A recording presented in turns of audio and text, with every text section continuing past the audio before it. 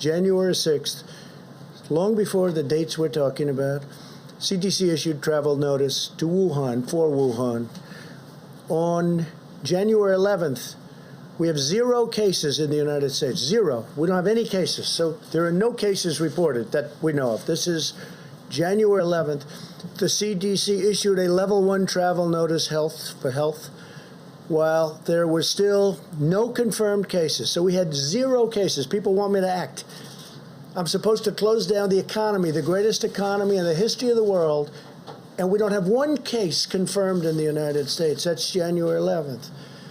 On January 17th, the CDC began implementing public health entry screenings at 3 major U.S. airports that received the greatest volume of passengers from Wuhan at my instructions. There was not a single case of the coronavirus in the United States. So on January 17th, there wasn't a case, and the fake news is saying, oh, he didn't act fast enough. Well, you remember what happened. Because when I did act, I was criticized by Nancy Pelosi, by Sleepy Joe Biden. I was criticized by everybody. In fact, I was called xenophobic. I was asking Biden to please define that for me. I was called other things by Democrats and some others, not too many others, actually. So that, by the media, definitely. Now, on January 21st, this is long before the time we're talking, because when Tony's talking, I believe he's talking about the end of February. On January 21st, okay, still early, there was 1 case of the virus. At that time, we called it the Wuhan virus, right? Wuhan. There was 1 case in the whole United States. We had 1 case. This is all documented. It all comes from you. A lot of it comes from you people. On January 21st, the CDC activated an emergency operations center. There was just 1 case, 1 person. That's why that ad was such a phony. There was 1 person in the United States. You know, they use the ad, there's only 1 person. That statement was made at that time. 1 case in the whole United States, 1 case. I'm supposed to shut down the government, the biggest economy in the history of the world. Shut it down. We have 1 case. 7 cases were on January 31st. Now, on January 21st, there was a case. Not 1 person had died. You heard that, Steve, right? Not 1 person. So we have this massive country, the United States of America. We have the greatest economy in the world, bigger than China's by a lot, right? Because of what we've done over the last 3.5 years, prior to the virus, but including the virus. So we have the biggest economy, the greatest economy we've ever had, the highest employment numbers, the best employment numbers, best unemployment numbers also, the best of everything. So on January 31st, think of it, not 1 person has died. Not 1. Nobody died. Not 1, John. I don't think you'll find any. This is reported by CDC, confirmed by the news, which doesn't mean anything to me because they don't tell the truth. But CDC reported January 31st, not 1 person has died, and I issued a travel restriction from China. Think of it. So nobody died, and I issued. You can't get earlier than that. So we have nobody died, and I said, China, you can't come in. I'm sorry. Because I saw what was going on. It wasn't so much what I was told. It was that I saw what was going on, and I didn't like it.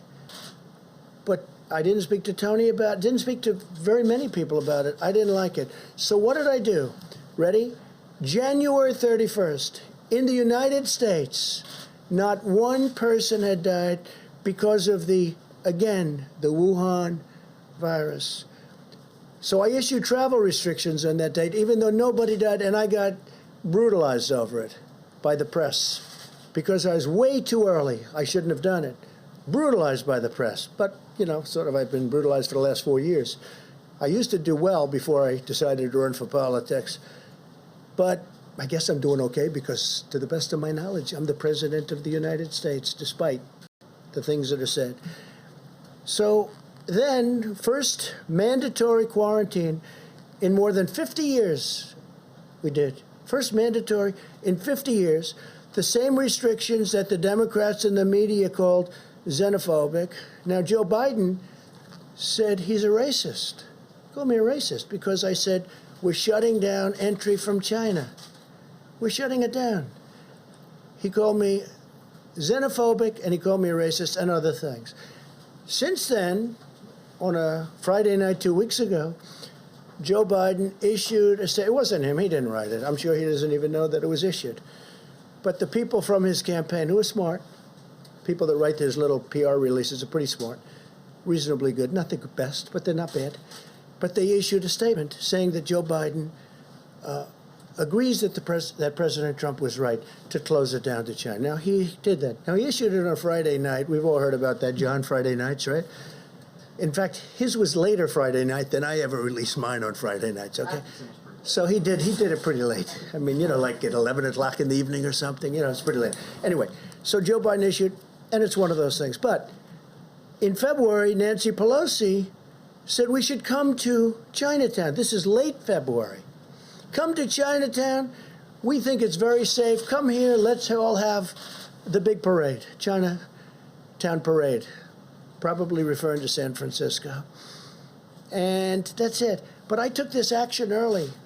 And so the story in the New York Times was a total fake. It's a fake newspaper, and they write fake stories. And someday, hopefully in 5 years when I'm not here, those papers are all going out of business because nobody's going to want to read them. But now they like them because they write about me. Now, with that, I have a couple of we have a few clips that we're just going to put up. We could turn the lights a little bit lower. I think you'll find them interesting. And then we'll answer some questions. I'll ask you some questions because you're so guilty, but forget it. But most importantly, we're going to get back onto the reason we're here, which is the success we're having. Okay? Please, you could put it on. Thank you. People should be more concerned right now with the flu in this country. A lot of people are concerned about the coronavirus because they're hearing a lot of news about it right now. But the reality is, comparing it to the flu, for example, it's not even close to being at that stage. What if it is worse? Is this a moment where maybe countries put politics aside, a little bit of pride aside, and do we have U.S. officials? Should U.S. professionals such as yourself get involved? How worried should Americans be about coronavirus? Coronavirus is not going to cause a major issue in the United States.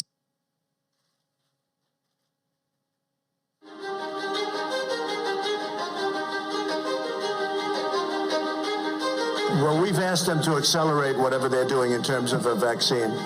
We will be suspending all travel from Europe to the United States for the next 30 days to unleash the full power of the federal government to